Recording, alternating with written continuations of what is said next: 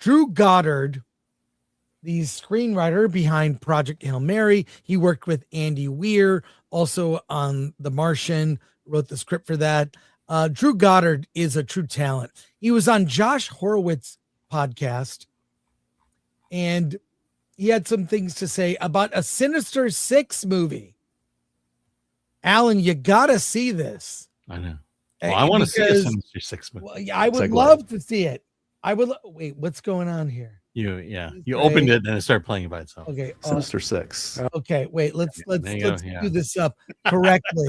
I like to do these things professionally. Let's see how I do. Not so good so far. Good scene. Let's go. Good for you. Let's go. Listen to what he had to say about Sinister Six. What ifs? This is a good segue. Sinister Six. Oh yeah. I don't know if this is a sore point or it's a happy memory. I mean, was it a completed script? I mean, no, we were in prep. We were in deep prep. I had a whole art department. Martin Wist was my production designer who did Cabin with me, who did Bad Times at the El Route, did Cloverfield. Like, we had a whole operation there at the Sony lot, and it was definitely it was a very Drew approach to a Spider-Man movie, I would say, in the sense of like, I was swinging for the fences. Like, we were going for it. You said it was kind of a heist movie. You would describe it as that? No. Oh, well, okay. Maybe I did. I mean, what I thought of it was a summer annual. And if you're a comic book reader, especially at the time I was making it, I felt that comic books became very much about the serialized story. The movies became so much about like, well, this movie's just about somebody gets a jewel to get to the next thing, to get to the thing. Right. And it worked really well. But I felt like what I loved about summer annuals in the comic book world is you had the serialized story. Yeah. And then every summer there would be a giant size issue that had nothing to do with the serialized story, where the main character usually got yanked out of the normal life and thrown into an insane situation. And that's what I wanted to do with Spider-Man. I just felt like that would be fun, and let's go for it. Let's sort of throw all the things that I love about Spider-Man in there. And they let me do it. And the problem was, I remember sitting there with my script the Wednesday before Thanksgiving when the FBI swarms up to the Sony lot and the helicopters. And I'm like, what's going on? And I remember I saw Michael Linton walking past it. I'm like, Michael, what's happening? Do you remember that? Yeah, that was like, wasn't that the email leaks? The email leaks. And yeah, you got to hear what he explains it. Happening. He's like, this is the FBI. All the computers are down. I'm sorry, I gotta go. Like, he didn't have time to talk to me. Sure. But I remember thinking, oh, this is bad. Because I called my assistant and go, I think you can go home for the day. It seems like we should probably, we're done. I don't think any of us realized how bad it was going to be. But over the course of the next few weeks, you saw the damage that happened to Sony. We were one of the casualties of it. So was the six, was it Doc Ock, Vulture, Kraven, Mysterio, Sandman, Electro? Is that what my six are? No, but it may have been at different versions. That was the case. Like, we've changed, like, as one can imagine. Of course. One of the fun parts of any Sinister Six story is picking who the six are. Right. And oh my God. I mean, that alone, when you ask, like, am I sad? I'm obviously sad I didn't get to make the movie, but I did get to make the movie for myself. I'm just sad no one else got to see it.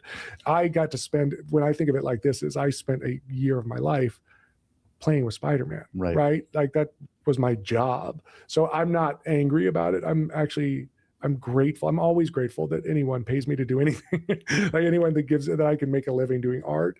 And if you told me I could just come up with Spider-Man stories for a year, great. Speaking of that, like, correct me if I'm wrong, was there a moment after that you were close to actually doing a Spider-Man film? And was that the next iteration? Was that Spider-Man 3 of So they obviously know Sinister Six movie. I predict they end up doing one eventually. And who knows, with the success of Project Hail Mary, they may come back to Drew Goddard for it. Yeah. I've never hated North Korea more in my lifetime than right now. Well, yeah, basically derailed this movie. Let's finish what he has to say. Andrew, or was that the next new Spider-Man? I mean, I don't know that the truth is, I've been fortunate enough to be asked to do a lot of different superhero films. And I don't, to be honest, we're now talking about so long ago, I don't know what's official and what's not. But I always am grateful that people want to talk. And it's all about timing. So much of this stuff It's about timing and the right fit, because I don't like to just do it for the sake of doing it. I like to be able, like, no, like any of these movies that we're talking about 3 years of my life.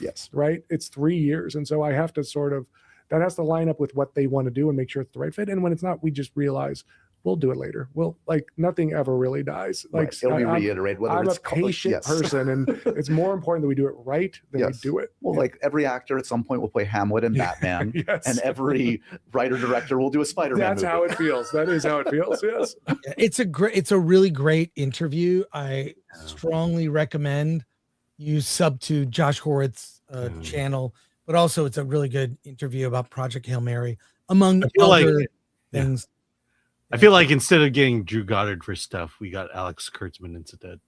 Yeah, well, yeah. It's funny because later in the interview, Drew talks about working. He helped map out James Gunn's DCU. Mm-hmm. And he goes on, I won't play the clip, it's short, but he talks about how he basically, James Gunn was pitching all these wild ideas, and Drew Goddard's like, those are all great. You should do all those ideas. And that was his contribution.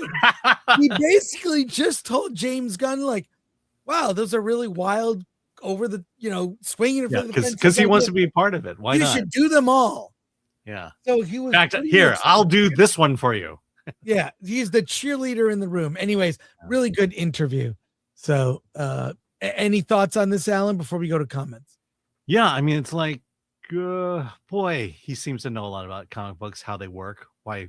Well, when he talked about like the giant size, I loved giant size. When I was a kid, you get the giant size comic, or they used to call them annuals, and they were a thicker comic that had like some news story that was standalone, not part of the chronology. And then it also reprinted older comics, which I couldn't afford as a kid. But I'd read those reprinted stories, from Fantastic Four issue 16, like. I love giant size. So when he said that, I was like, he's the guy. I hope he does get to make it. Yeah. So. I remember I was paying 40 cents for comic books, and then that giant size for 75 cents would come out, and you're like, oh my God, can I really afford 75 cents? Well, and the worst part is when it would say still only 40 cents, then you knew it was going to go up by a nickel or a dime. And I know. It's like, when I started buying comics, they were 20 cents, then 25. I mean, they just kept every year. They just went up. I remember I go to the comic book store with like $3 in my pocket going, man, oh boy, $3. That's going to go real fast.